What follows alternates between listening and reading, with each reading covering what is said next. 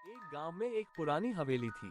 उस हवेली में एक बूढ़ा राजा रहता था जो अपने घर की जगह किसी को अपने पास नहीं आने देता था।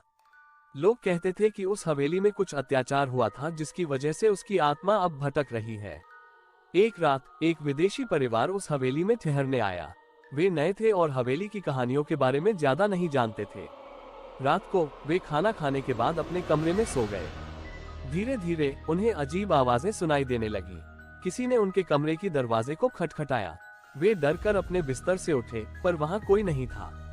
फिर उन्होंने एक पुराने दरवाजे की ओर देखा और वहां से भी आवाजें आ रही थी। वे धीरे धीरे दरवाजे को खोलने की कोशिश करते हुए डर से कांप रहे थे। जब दरवाजा खुला तो वहां उन्हें एक भूतिया आवाज सुनाई दी, तुम्हें यहाँ से जाने की अनुमति नहीं है। वे डर से भागे और बिना कुछ कहे हवेली छोड़ गए। अगले दिन सुबह विदेशी परिवार ने वहां के गांव वालों से उस हवेली के बारे में जानकारी लेने का प्रयास किया, लेकिन सभी लोग उन्हें भारी अज्ञातता में छोड़ दिया। कोई भी हवेली के रहस्य को खोलने को तैयार नहीं था। विदेशी परिवार को हवेली के बारे में और भी अधिक अजीब चीजों की जानकारी मिलने लगी। उन्होंने सुना कि हवेली में पुराने समय की आत्माओं का वास है जो अपने आत्मा को मुक्ति नहीं पा सके हैं। रात को विदेशी परिवार को फिर से भूतिया आवाज सुनाई दी। वे हवेली के भीतर की जांच करने के लिए तैयार हो गए। वे भूतिया आवाज के स्रोत की ओर बढ़ते हुए हवेली के अंदरूनी कमरों को खोजने लगे। एक कमरे में उन्होंने एक पुराना डिब्बा देखा। डिब्बे को खोलते ही वे उसमें एक पुरानी किताब और कुछ अन्य वस्तुओं को देखते हैं।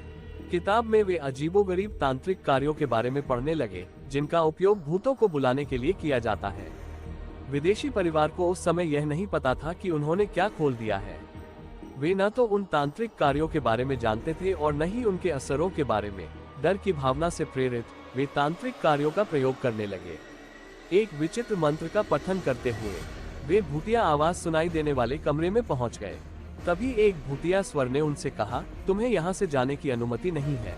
विदेशी परिवार ने डर के मारे हवेली को तुरंत छोड़ दिया, लेकिन वहाँ के रहस्यमय और अजीब गतिविधियों को लेकर उन्हें अब भी कोई नहीं समझ सकता था।